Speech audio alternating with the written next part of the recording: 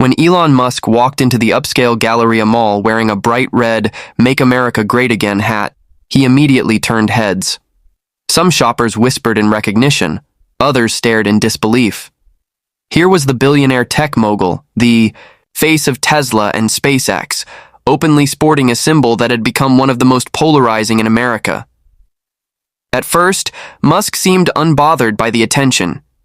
He walked into a high-end electronics store, browsing the latest gadgets. But it wasn't. Long before an employee approached him, looking uneasy. "Excuse me, sir," the young man said hesitantly. "We've had some complaints about your hat." Musk raised an eyebrow. "Complaints?" he asked, his voice calm but firm. The employee glanced around nervously. "Some customers are uncomfortable. We try to keep things neutral here." Musk chuckled, shaking his head.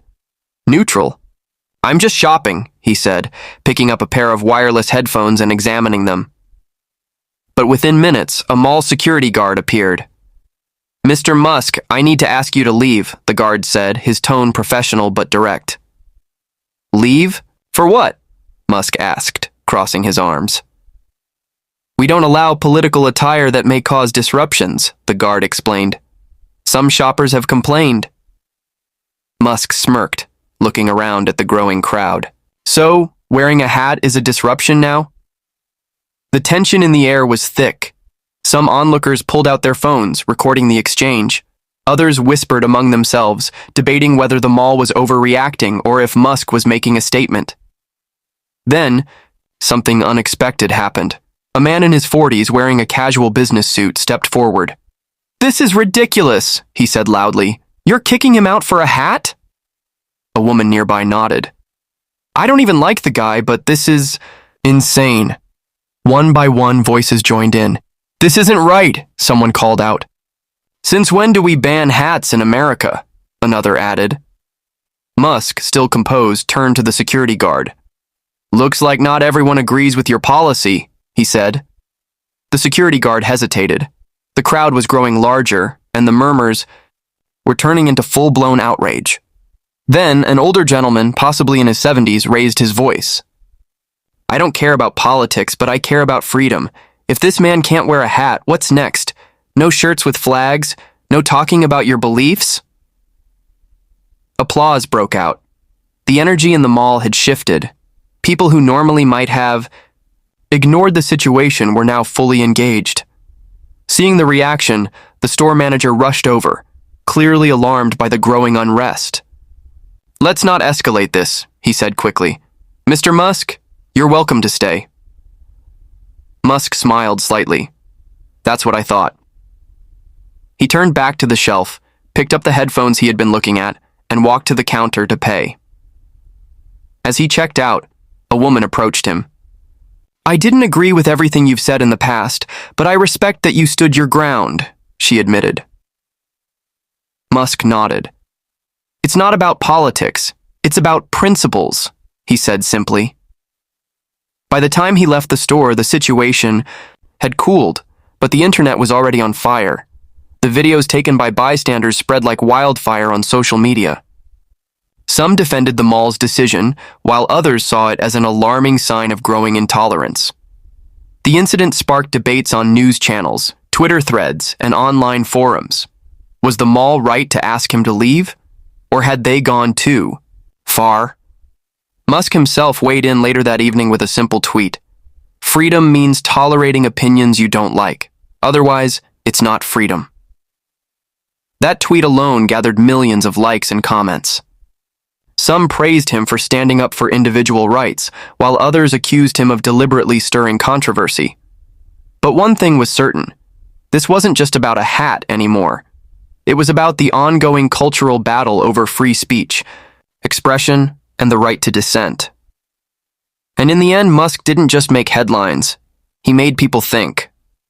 The online reaction was nothing short of explosive. Within hours, hashtags like "Das Musk vs Mall," "Hatgate," and "A Free Speech Matters" were trending worldwide. Political commentators, celebrities, and everyday users all had something to say about the incident. Some accused Musk of intentionally provoking controversy, calling it a calculated stunt. Others saw it as a wake-up call, proof that ideological intolerance had reached absurd levels. Memes flooded the internet, one showing Musk photoshopped into historical free speech protests, another depicting a futuristic Tesla factory where thought police scanned workers for political symbols. Meanwhile, the Galleria Mall found itself at the center of a PR nightmare. The management released a statement the next day, claiming the situation had been misunderstood and that they strive to create a welcoming environment for all shoppers. But it was too late. The internet had already made up its mind. News. Outlets picked up the story, inviting legal experts to debate whether Musk's removal had violated any laws. Some pointed out that private businesses had the right to enforce dress codes, while others argued that selectively targeting a political symbol could set a dangerous precedent. Amidst the chaos, Musk remained surprisingly quiet. For someone known for engaging in Twitter battles, he let the world argue while he carried on with business as usual. However, his silence only fueled speculation. Then, a week later, he made his next move. During a Tesla event in Texas, Musk casually walked on stage, not in a suit, not in a Tesla-branded jacket, but in the very same red MAGA hat that had caused the uproar. The crowd erupted into cheers and laughter. Clearly, Musk was doubling down. He opened his speech with a smirk. "I heard malls have a new dress code now," he joked, sparking another round of applause. Then he got serious. "Look, whether you love or hate this hat, we have to ask ourselves, are we okay with a society where we police each other's thoughts? Like this?" The audience responded with a mix of cheers and claps. Musk continued, "Innovation, progress, and freedom. They all come from challenging ideas, not suppressing them." The speech went viral instantly. It wasn't about politics anymore. It was about something bigger: the culture of censorship, the limits of corporate authority, and the future of free expression. Then came the final twist. The Galleria Mall quietly reversed its policy on political attire. A leaked internal memo showed that they had advised employees to avoid removing customers based on clothing unless it contained explicit hate speech or threats. It was a small but significant shift. And once again, Musk had proven that love him or hate him, he knew how to spark conversations that mattered. One tweet summed it up best. Musk went to buy headphones. He left with a national debate on free speech. Classic Elon. In the days that followed, the story refused to die down. Major news networks hosted heated debates, with some calling Musk a free speech champion and others labeling him a reckless provocateur. Social media remained divided, while Musk's supporters hailed him as a symbol of resistance against corporate overreach. His critics accused him of intentionally courting controversy to stay relevant. Meanwhile, Tesla's stock saw an unexpected surge, with analysts speculating that Musk's defiant stance had strengthened his image among his core supporters, entrepreneurs, risk-takers, and free speech advocates. Meme stocks and retail investors jumped on board, turning the incident into yet another chapter in Musk's long history of turning backlash into opportunity. Then, another unexpected player entered the conversation: politicians. Several lawmakers took to social media to weigh in. Some praised Musk for exposing what they saw as a growing culture of intolerance, while others dismissed it as a distraction from more pressing issues. One congressman even went as far as inviting Musk to testify at a hearing on corporate censorship, fueling speculation that the debate was far from over. But just when it seemed like the controversy had peaked, Musk himself decided to add one final twist. In a surprise announcement, he revealed that he had purchased the entire inventory of the very store that had refused to sell him headphones. The reason? To donate them to underprivileged schools across the country. The move sent shockwaves across social media. Was it a power move? A genuine act of charity? A way to make a statement?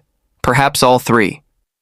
Musk tweeted simply, "If I can't buy a pair of headphones in peace, maybe a few thousand kids should get them instead.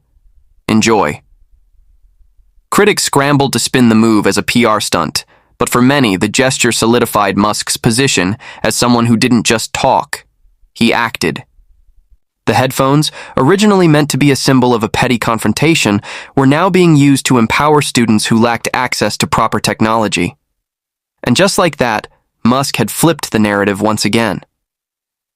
As the dust settled, one thing became clear. Whether you admire him, despise him, or simply find him entertaining, Elon Musk had once again proven that he wasn't just a businessman or a tech mogul. He was a master of turning controversy into a movement.